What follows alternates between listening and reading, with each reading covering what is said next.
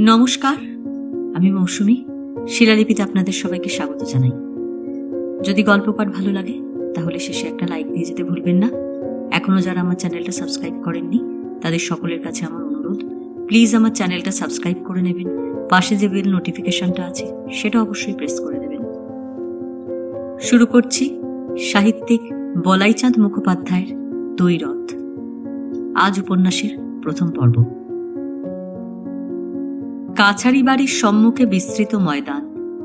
আজ সেখানে বহু লোকের জনতা। তৌজির দিন। জমিদারের কাছারিতে সকলে খাজনা জমা দিতে আসিয়াছে। প্রবীণ গোমস্তা হরিহর দাস খাতা খুলিয়া কাছারি বাড়ির বারান্দার এক কোণে বসিয়া এ অঞ্চলের ধনী মহাজন গোলকচন্দ্র সাহার সহিত চুপি চুপি কি কথাবার্তা কহিতেছেন। সম্মুখস্থ নিমগাছটার নিচে বসিয়া কয়েকজন প্রজা একটু উত্তেজিতভাবেই কি যেন আলোচনা করিতেছিল। তাহাদের মধ্যে রুক্ষ প্রকৃতির একটি যুবক বলিতেছিল, ন্যায্য খাজনা দিয়ে থাকব, তার আবার এতটা ভয় কিসের? ভারী তো আমার। প্রবীণ গোছের বিষাই মণ্ডল তাহাকে বুঝাইবার চেষ্টা করিতেছিল। অত রক্ত গরম করলে জমিদার বাড়িতে কাজ হাসিল হয় না, একটু ঠান্ডা মেজাজে কথাবার্তা কইতে হয়। যুবকের মেজাজ ঠান্ডা নয়, ফলে কলরব বাড়িতে ছিল। আর একটু দূরে একটি যুবতীকে কেন্দ্র করিয়া আর কয়েকজন প্রজাও দাঁড়াইয়া নানান রূপ পরামর্শ করিতেছিল। ব্যাপারটা গোপনীয়, তাহাদের মুখে চোখে সে ভাবটা পরিস্ফুট। নিকটেই একটা আটচালায় কতকগুলি লোক আহারে ব্যস্ত। দধি, চিড়া এবং গুড়ের ফলার চলিতেছে। যে আসিবে সেই খাইতে পাইবে। মুন্সিজি খাওয়া দাওয়ার তদারক করিতেছেন। আটচালার দক্ষিণ পার্শ্বে কতকগুলি প্রজাকে লইয়া রমজান তহসিলদার বেশ জমাইয়া বক্তৃতা করিতেছেন। বক্তৃতার বিষয়টা এই যে, জমিদার তাহার হাতের মুঠার মধ্যে। তাহার নির্দেশ মতোই তিনি উত্থান ও উপবেশন করেন, অর্থাৎ ওঠেন বসেন। সুতরাং তাহাকে হাতে রাখিতে পারিলে প্রজাদের সুবিধা বই অসুবিধা কিছু নাই। প্রজারা হাঁ করিয়া তাহার বক্তৃতা শুনিতেছিল। মাঠের মধ্যে দুই একটি গরুর গাড়িও ইতস্তত বিক্ষিপ্ত রহিয়াছে। গাড়ির ছইয়ের ভিতর হইতে নানা জাতীয় উৎসুক ও চিন্তাগ্রস্ত লোক মুখ বাহির করিয়া আছে। এক জায়গায় সারি সারি ঘেঁষাঘেঁষি করিয়া নগ্ন গাত্র কতকগুলি লোক বসিয়াছিল। তাহারা নিতান্তই গরিব প্রজা। তাহাদের আশ্বাস দিবার কিংবা তাহাদের হইয়া কিছু বলিবার কেহ নাই। ইহাদের সংখ্যাই বেশি। তাহারা নিজেদের মধ্যেই চুপি চুপি কথাবার্তা বলিতেছে। চতুর্দিকে একটা মৃদু গুঞ্জন। সহসা চতুর্দিক সচকিত করিয়া ঘোড়ার খুরের শব্দ প্রতিধ্বনিত হইয়া উঠিল এবং নিমেষের মধ্যেই বিশাল অশ্বপৃষ্ঠে একজন বলিষ্ঠকায় দীর্ঘদেহ ব্যক্তি প্রাঙ্গণে প্রবেশ করিলেন। সমবেত জনমণ্ডলী সসম্ভ্রমে দাঁড়াইয়া উঠিয়া আভূমি প্রণত হইয়া সেলাম করিল। আগন্তুক গভীরভাবে শির ঈষৎ আনত করিয়া অভিবাদন গ্রহণ করিলেন এবং সহিসের হাতে লাগাম ও চাবুক দিয়া ভিতরে চলিয়া গেলেন। জমিদার শ্রীযুক্ত উগ্রমোহন সিংহের অভ্যাগমে সমস্ত কাছারি বাড়িটা গমগম করিতে লাগিল। দেওয়ানজি ব্যস্ত সমস্ত হইয়া প্রভুর অনুগমন করিলেন। জমিদার উগ্রমোহন সিংহ একটা উঁচু মসনদের মতো আসনে বসিয়াছিলেন। রাখালবাবু অর্থাৎ দেওয়ানজি নিকটেই তটস্থ হইয়া দাঁড়াইয়া প্রভুর কর্ণগোচরযোগ্য বিষয়গুলি একে একে বলিয়া যাইতেছিলেন।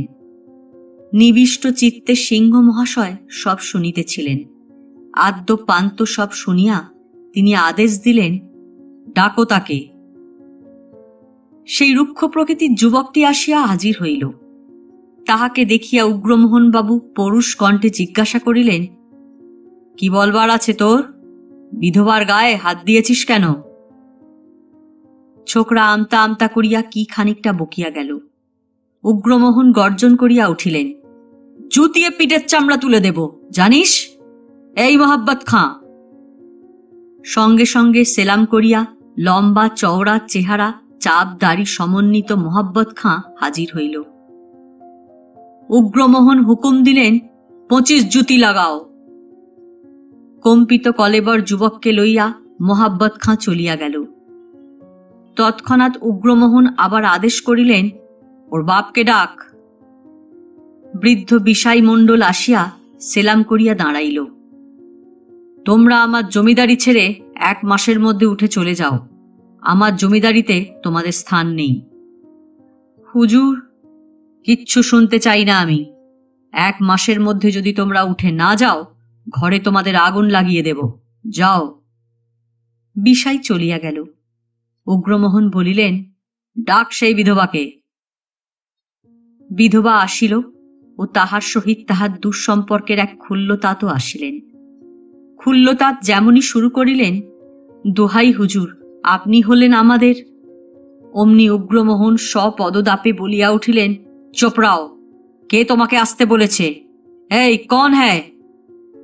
ক্ষুল্লতাত তড়িৎ গতিতে বহির্গমন করিলেন। উগ্রমোহন তখন বিধবাকে জিজ্ঞাসা করিলেন, গ্রামে এত মেয়ে থাকতে তোমার গাই বা লোকে হাত দেয় কেন? জবাব দাও। বিধবা মাথার ঘোমটাটা আর একটু টানিয়া দিয়া অবনত মস্তকে দাঁড়াইয়া ফোঁপাইতে লাগিল। উগ্রমোহন আবার জিজ্ঞাসা করিলেন, তুমি বিধবা মানুষ, তোমার মাথায় অত খোঁপা কেন? দেওয়ানজি! হুজুর, এখনই নাপিত ডেকে এর মাথার চুল কামিয়ে দাও, আর ওকে বুঝিয়ে দাও যে আর যদি ওর ওপর কেউ নজর দেয়, ওকেই আমি গ্রাম ছাড়া করব।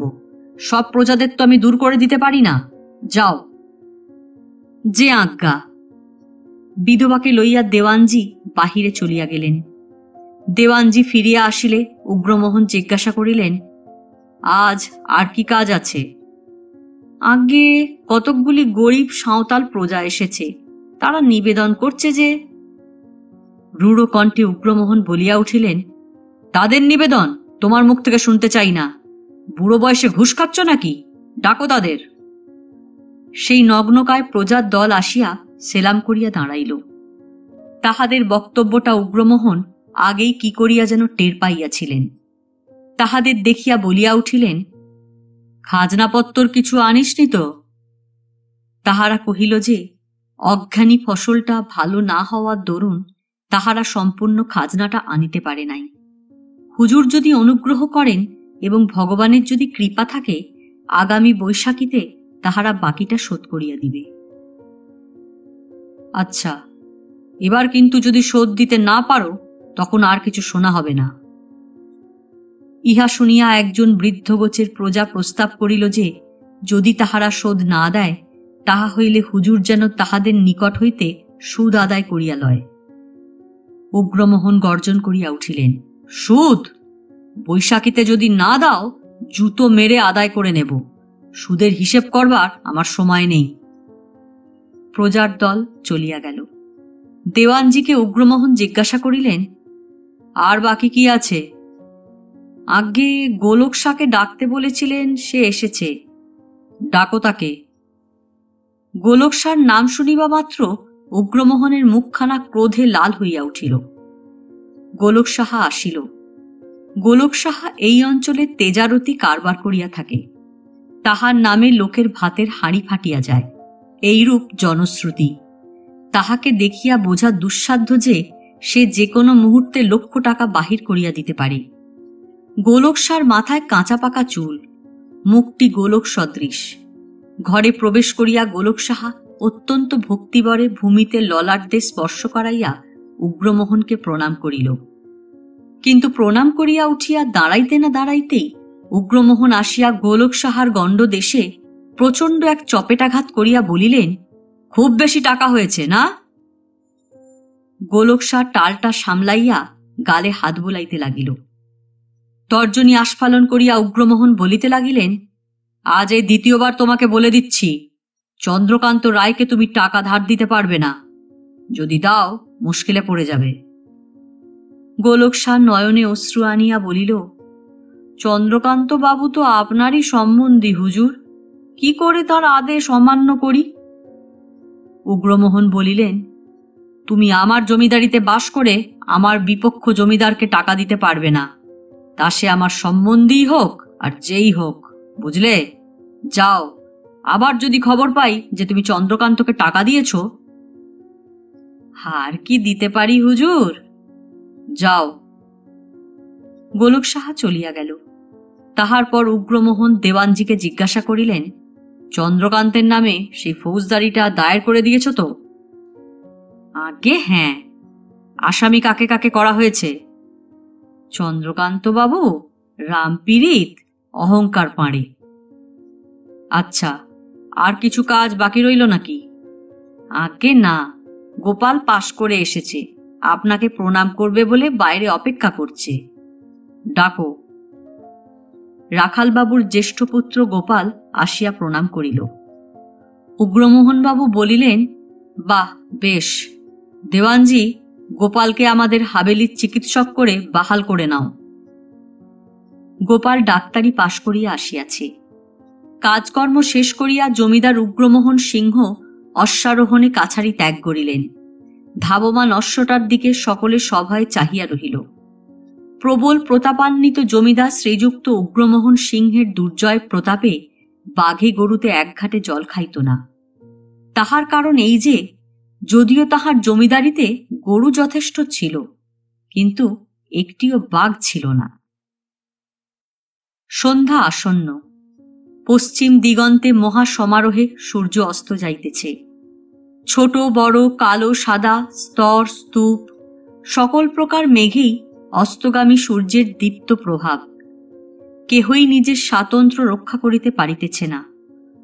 অস্তগামী রবির আলোক সমুদ্রে যেন তাহারা ছোট ছোট দ্বীপ। বিভিন্ন ভঙ্গিতে সকলেই যেন এই বিরাট দৃশ্যকে সার্থক করিয়া তুলিয়াছে। অস্তাল্লোক ছটার বিচিত্র অভিব্যক্তির ঐকতানে চরাচর সম্মোহিত। প্রান্তল লক্ষ্মী ক্ষুদ্র নদীটিও এই উৎসবে যোগদান করিয়াছে। তাহার উর্বি শিহরিত বক্ষেও এই শাশ্বত স্বপ্নের ক্ষণিক উৎসব। তরঙ্গে তরঙ্গে অবর্ণনীয় বর্ণবিন্যাস। সে যেন চঞ্চল গতিবেগকে ক্ষণিকের জন্য সংহত করিয়া অস্তগামী সূর্যকে বর্ণ অভিনন্দন জানাইতে ব্যগ্র। দিগন্ত প্রসারী সরিষার ক্ষেত্র, যেন দিগন্ত প্রসারী একখানা সোনার স্বপ্ন, লক্ষ কোটি ফুলে আত্মহারা। মাঠের আলের উপর দিয়া অশ্বারোহণে মন্থর গতিতে উগ্রমোহন এই দৃশ্য উপভোগ করিতে করিতে চলিয়াছেন। সহসা তিনি অশ্ব হইতে অবতরণ করিলেন। ধীরে ধীরে নদী তীরে গিয়া পরিচ্ছদাদি খুলিয়া ফেলিলেন। তাহার সুগৌর নগ্ন গাত্রে শুভ্র উপবীত মাত্র শোভা পাইতে লাগিল। চক্রবাল রেখা লীন সূর্যকে উদ্দেশ্য করিয়া সেই নিস্তব্ধ প্রান্তরে উগ্রমোহন উদাত্ত কণ্ঠে সূর্যবন্দনা করিলেন। হস্তে জলের অর্ঘ্য। ওং জবাকুসুম শঙ্কাশং কাশ্যপেয়ং মহাদ্যুতিম ধন্তারিং সর্বপাপঘ্নং প্রণতস্মি দিবাকরম। উগ্রমোহনের উদ্ধত শির সূর্য প্রণামে অবনমিত হইল। সূর্য প্রণাম শেষ করিয়া উগ্রমোহন মুগ্ধ বিস্মিত নেত্রে পশ্চিম আকাশের দিকে চাহিয়া কিছুক্ষণ নিস্তব্ধ হইয়া দাঁড়াইয়া রহিলেন। সূর্য অস্ত গেল। উগ্রমোহন যখন বাড়ি ফিরিলেন, তখন সন্ধ্যার অন্ধকার গাঢ়তর হইয়াছে। শিব মন্দিরের সন্ধ্যারতির শঙ্খঘণ্টা ধ্বনি তখনও থামিয়া যায় নাই। তিনি অন্দরমহলে প্রবেশ করিলেন। শয়ন কক্ষে গিয়া দেখিলেন পত্নী রানী বন্যীকুমারী বঙ্কিমচন্দ্রের গ্রন্থাবলী পাঠ করিতেছেন। মৃদু হাস্য সহকারে উগ্রমোহন জিজ্ঞাসা করিলেন, উপস্থিত কার প্রেমে পড়েছ, জগৎ সিংহ না গোবিন্দলাল? বন্যীকুমারী পুস্তক হইতে মুখ না তুলিয়াই উত্তর করিলেন, গজপতি বিদ্যাদিগ্গজের। সে আবার কে? জগৎ সিংহকে চেনো, অথচ গজপতি বিদ্যাদিগ্গজকে চেনো না? কি করে চিনব? কখনো পড়িনি, ও নাম দুটো শোনা ছিল। এইবার বন্যীকুমারী পুস্তক হইতে মুখ তুলিয়া ছদ্ম বিস্ময়ে প্রশ্ন করিলেন, এতকাল কি করেছ তাহলে? আমার সঙ্গে বিয়ে হয়েছে তো এই সেদিন মাত্র, বঙ্কিমচন্দ্রও পড়নি? তোমার দাদার মতো উপন্যাস, কবিতা, গান বাজনা নিয়ে থাকবো, এত বড় দুর্মতি কোনো কালে আমার যেন না হয়। আমার যৌবন কেটেছে কুস্তিগিরের সঙ্গে, ঘোড়ার পিঠে, উপন্যাস হাতে তাকিয়া ঠেস দিয়ে নয়। তোমাদের অবশ্য ওসব সাজে। বন্যীকুমারী কিছু না বলিয়া উগ্রমোহনের দিকে শুধু চাহিয়া রহিলেন। বুদ্ধিদীপ্ত আয়ত চক্ষু দুইটিতে তীব্র ব্যঙ্গ যেন মূর্ত হইয়া উঠিল। কানের হীরার দুল দুইটি যেন দুলিয়া দুলিয়া উগ্রমোহনের সেই শোচনীয় মূর্খতাকে নীরবে ব্যঙ্গ করিতে লাগিল। উগ্রমোহন এই নীরব ব্যঙ্গের তীক্ষ্ণতায় অভিভূত হইয়া অপ্রাসঙ্গিকভাবেই বলিয়া ফেলিলেন, দুদিনেই বোঝা যাবে কে বেশি বুদ্ধিমান, তোমার দাদা না আমি। বলিয়া 3 মাথার পাগড়িটা নামাইয়া 2 বাহু প্রসারণ করিয়া আলস্যভরে গা ভাঙিয়া 2 হাত কোমরে দিয়া তৃপ্ত ভঙ্গিতে দাঁড়াইয়া রহিলেন। কয়েক মুহূর্ত নীরবতার পর বন্যীকুমারী বলিলেন, তোমার বুদ্ধিও তো কম নয়, তা না হলে আমার দাদার দেওয়া বাণী নামটাকে বদলে বন্যী করে দিলে। নামটা তোমার পছন্দ হয়নি? বন্যীকুমারী কোনো উত্তর দিলেন না, কেবল হাস্যোজ্জ্বল দৃষ্টি মেলিয়া স্বামীর মুখের দিকে চাহিয়া নীরব হাসিতে উগ্রমোহনকে অস্থির করিয়া তুলিতে লাগিলেন। উগ্রমোহন বলিয়া উঠিলেন, তুমি তো আগুন, তোমার নাম কি বাণী মানায়? বলিলেন, বন্যীকুমারী তোমার উপযুক্ত নাম, পছন্দ হয়নি তোমার? আশ্চর্য। বলিয়া উগ্রমোহন নিকটস্থ একটি সোফায় উপবেশন করিলেন। বন্যীকুমারী নির্নিমেষ নেত্রে এতক্ষণ স্বামীর বলিষ্ঠ দেহ সৌষ্ঠব নিরীক্ষণ করিতেছিলেন। স্বামী উপবেশন করিতেই বিনা ভূমিকায় স্বামীর পার্শ্বে বসিয়া বাহু দিয়া তাহার কণ্ঠবেষ্টন করিয়া কহিলেন, তর্ক থাক, ছাদে চলো, কেমন সুন্দর জ্যোৎস্না আজ। উগ্রমোহন জিজ্ঞাসা করিলেন, আচ্ছা ঠিক করে বলো তো, তোমার কাকে বেশি ভালো লাগে, আমাকে না তোমার দাদাকে? কে ভালো, আমি না চন্দ্রকান্ত? বন্যীকুমারী হাসিয়া উত্তর দিলেন, সিংহে আর ময়ূরে তুলনা হয় কি? চলো ছাদে যাই। উভয় ছাদে গেলেন। এই উপমাটায় উগ্রমোহন সন্তুষ্ট হইয়াছিলেন। সুপুষ্ট গুম্ফে চারা দিতে দিতে তাই তিনি বলিয়া ফেলিলেন, বাহ, সুন্দর সানাইটা বাজছে তো, চমৎকার পুরবী ধরেছে। বন্যীদেবীর চক্ষু দুইটি নীরব হাস্যে আবার প্রখর হইয়া উঠিল।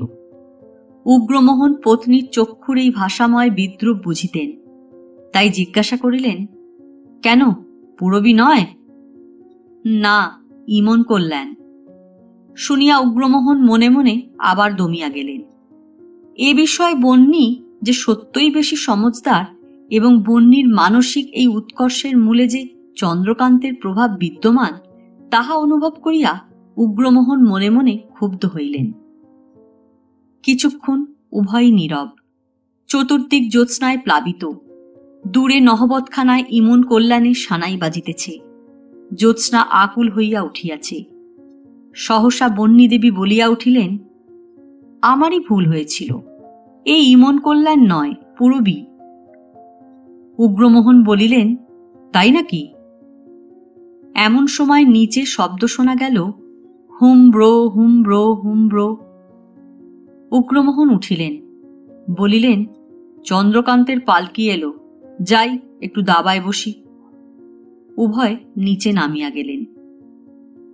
নিচে বৈঠকখানায় একটি গালিচার উপর দাবার ছকে দৃষ্টি নিবদ্ধ রাখিয়া চন্দ্রকান্ত ও উগ্রমোহন বসিয়া আছেন। কে বলিবে, এই চন্দ্রকান্তকে ফৌজদারি মোকদ্দমায় আসামি করিয়া উগ্রমোহন দেওয়ানজিকে মোকদ্দমা দায়ের করিতে হুকুম দিয়া আসিয়াছেন। চন্দ্রকান্ত যে আসিবার ঠিক পূর্ব মুহূর্তে উগ্রমোহনের একটা জলকর লুট করিবার ব্যবস্থা করিয়া আসিয়াছেন, তাহাও তাহার মুখ দেখিয়া নির্ণয় করা অসম্ভব। বহু কালাবধি এইরূপই চলিয়া আসিতেছে। বৈষয়িক ব্যাপারে একজন আর একজনকে জব্দ করিবার জন্য অহরহ সচেষ্ট, অথচ প্রত্যহ সন্ধ্যায় 2 শালাভগ্নিপতের একত্র বসিয়া দাবা খেলা চাই।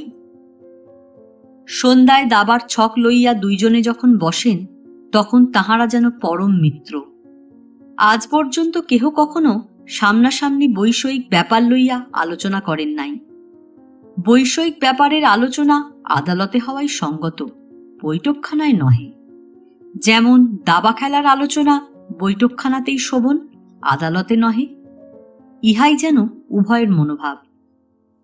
চন্দ্রকান্তের ছিপছিপে শ্যামবর্ণ একহারা চেহারা, গোলাকার মুখে শুকচঞ্চুর মতো নাসা, গোপদাড়ি কামানো, চোখে মুখে বুদ্ধির জ্যোতি ঝলমল করিতেছে।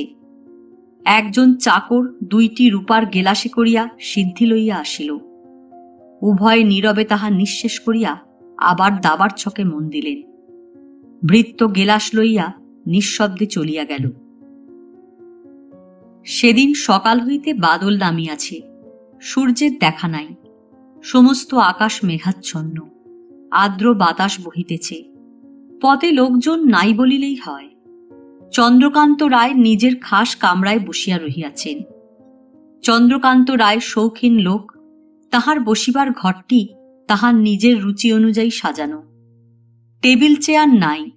প্রকাণ্ড ঘরখানা জুড়িয়া একখানি দুর্বাদল শ্যাম মখমলের গালিচা পাতা, তাহার উপর কয়েকটি শুভ্র ওয়ার পরানো তাকিয়া।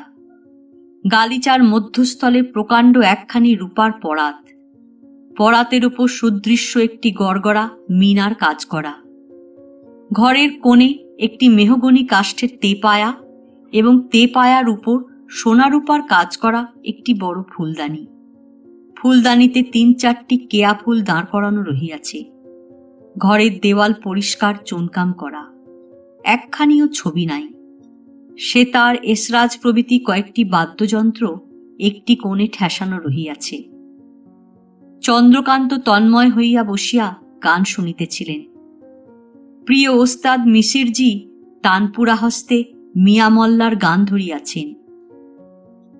বুন্দন ভিজে মরি শাড়ি, अब घर जाने दो बर नारी, एक घन गरजे दूजे पवन बहुत, तीजे ननदी मोसे देत गाड़ी।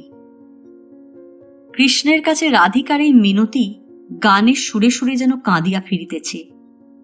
চন্দ্রকান্ত রায় মুগ্ধ হইয়া শুনিতেছেন। গড়গড়ার নল হাতে ধরাইয়াছে, তাহাতে টান দেওয়া আর হইতেছে না। এই প্রায়ান্ধকার নিবিড় বর্ষা প্রভাতে তাহার সমস্ত অন্তর গানের টানে ভর করিয়া যমুনার কূলে চলিয়া গিয়াছে। সেখানে তিনি যেন দেখিতেছেন একটি গৌরী কিশোরী এক শ্যামকান্তি কিশোরের 2টি হাত ধরিয়া মিনতি করিতেছে, ওগো আমাকে ছাড়িয়া দাও, এই বর্ষায় আমার শাড়ি ভিজিয়া গিয়াছে। আকাশে মেঘ ডাকিতেছে, জোরে বাতাস বহিতেছে, ননদী আমাকে গালি দিবে, এবার আমাকে ছাড়িয়া দাও। গান বন্ধ হইল। কিছুক্ষণ উভয় নির্বাক। সুরের রেশ তখনও ঘরে ভাসিয়া বেড়াইতেছে। চন্দ্রকান্ত রায় প্রথমে কথা কহিলেন, বলিলেন, চমৎকার। মিসিরজি 2 হাত জোর করিয়া বলিলেন, হুজুরের মেহেরবানি। দ্বার প্রান্তে একজন বলিষ্ঠকায় জমাদার আসিয়া সেলাম করিল। চন্দ্রকান্ত রায় জিজ্ঞাসা করিলেন, কি খবর ছোটন সিং? ছোটন সিং বলিল, গতকল্য তাহারা হুজুরের হুকুম অনুযায়ী যে জলকরটি লুণ্ঠন করিতে গিয়াছিল তাহা সুসম্পন্ন হইয়াছে। 2 মণ মৎস্য তাহারা লইয়া আসিয়াছে। এখন কি করিতে হইবে তাহা জানিবার নিমিত্ত দেওয়ানজি তাহাকে এখানে পাঠাইয়াছেন। চন্দ্রকান্ত রায় বলিলেন, দেওয়ানজি যেন সমস্ত মৎস্যই উগ্রমোহনবাবুর নিকট উপঢৌকন স্বরূপ পাঠাইয়া দেন। কোনো খুন জখম হয়েছে? তেমন বিশেষ কিছু নয়, রাম ও তার সিপাহীর মাথায় একটু চোট লাগিয়াছে, তবে তাহা সাংঘাতিক কিছু নয়। আচ্ছা যাও। ছোটন সিং সেলাম করিয়া যাইবার পূর্বে বলিয়া গেল, গোলক সাহা আসিয়া কাছারি বাড়িতে বসিয়া আছে।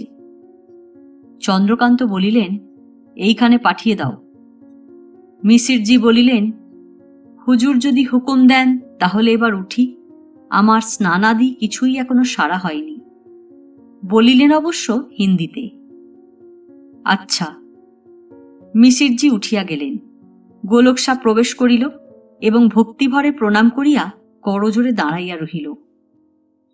শাহজি বসো, তারপর খবর কি? গোলক সাহ সসংকোচে উপবেশন করিয়া বলিল, খবর ভালো নয়। ওরে ভজনা, তামাক দিয়ে যা। ভজনা খানসামা আসিয়া কলিকা লইয়া গেল। চন্দ্রকান্ত গোলক সাহর দিকে ফিরিয়া বলিলেন, খবর ভালো নয় মানে? গোলক সাহ নিম্নস্বরে উত্তর দিল, ও তরফে আমার ডাক পড়েছিল। উগ্রমোহনবাবু আমাকে হুকুম দিয়েছেন যে আমি যেন কিছুতেই আপনাকে টাকা ধার না দিই। চন্দ্রকান্তের চক্ষু দুইটি ক্ষণিকের জন্য দপ করিয়া জ্বলিয়া উঠিয়া আবার শান্তভাব ধারণ করিল। তাহার টাকার আর দরকার ছিল না, তথাপি তিনি বলিলেন, টাকা যখন চেয়েছি তখন দিতে হবে বই কি। ভজনা খানসামা কলিকায় ফোঁ দিতে দিতে দ্বার দেশে দেখা দিল। চন্দ্রকান্ত অতি ধীরভাবে বলিলেন, আগামী বুধবার অর্থাৎ পরশুদিন আমার গোমস্তা রাধিকামোহন তোমার কাছে যাবে। ভজনা কলিকাটি বেশ করিয়া ধরাইয়া ঘরের মধ্যে প্রবেশ করিল। গোলক শাহ কাতর কণ্ঠে বলিল, আমার অবস্থাটা হুজুর একবার ভেবে দেখুন। আমার যে ডাঙায় বাঘ জলে কুমির গোছ অবস্থা হল। বেশ, তুমি আমার জমিদারিতে এসে বাস করো, কেউ তোমার কেশাগ্র স্পর্শ করতে পারবে না। পীরপুর বাজারে আমার নিজের একখানা খাস বাড়ি আছে, ইচ্ছে করলে কালই তুমি তাতে উঠে আসতে পারো। ভজনা খানসামা কলিকাটি গড়গড়ার মাথায় বসাইয়া নলটি প্রভুর হাতে দিয়া পিছু হাঁটিয়া বাহির হইয়া গেল। গড়গড়ায় একটা মৃদু গোছের টান দিয়া চন্দ্রকান্ত বলিলেন, তাহলে সব ঠিক রইল, পরশুদিন রাধিকামোহন যাবে? গোলক শাহ খানিকক্ষণ বসিয়া মাথা চুলকাইল। পীরপুরের বাসায় আসিবে কিনা তাহাই ভাবিতেছিল বোধহয়, কিন্তু সে যখন কথা কহিল তখন বোঝা গেল তাহার চিন্তাধারা ভিন্নমুখী। আমতা আমতা করিয়া সে কহিল, লেখাপড়াটা তাহলে? রাধিকামোহনকে আমার পাওয়ার অফ অ্যাটর্নি দেওয়া আছে, তার জন্য ভাবনা নেই। টাকাটা তুমি মজুত রেখো। নির্বিকার চিত্তে তিনি তাম্রকূট সেবন করিতে লাগিলেন। গোলক শাহ খোঁচা খোঁচা দাড়িতে খানিকক্ষণ হাত বুলাইয়া অবশেষে বলিল, পীরপুরের বাসাটা? হ্যাঁ, কালই আসতে পারো। গোলক শাহ বিদায় লইল। চন্দ্রকান্ত নিঃশব্দে তাম্রকূট সেবন করিতে লাগিলেন। অম্বুরি তামাকের সুগন্ধে ঘর ভরিয়া যাইতে লাগিল। ক্ষণকাল পরেই চন্দ্রকান্ত জানালা দিয়া গলা বাড়াইয়া দেখিলেন যে কলিকাতা হইতে আগত তাহার বন্ধুগণ শিকার করিয়া ফিরিতেছেন। হাতি গেটে ঢুকিল দেখিয়া চন্দ্রকান্ত বালা পোষখানা গায়ে দিয়া বারান্দায় আসিয়া স্ফীতমুখে দাঁড়াইলেন। হস্তিপৃষ্ঠ হইতে একজন শিকারী চিৎকার করিয়া বলিলেন, ওহে, ভারী গুড লাক, একটা ফ্লরিকান পেয়েছি। হস্তি উপবেশন করিতেই তিনজন ভদ্রলোক অবতরণ করিলেন। চন্দ্রকান্ত বলিলেন, কায়েমও অনেকগুলো পেয়েছ দেখছি। শিকারীদের মধ্যে আর একজন বলিলেন, চখাও পেয়েছি গোটা তিনেক। কলরব করিতে করিতে সকলে অতিথি নিবাসের দিকে অগ্রসর হইলেন। শিকারীরা বৃষ্টিতে ভিজিয়া গিয়াছিলেন, তখনও টিপটিপ করিয়া বৃষ্টি পড়িতেছিল।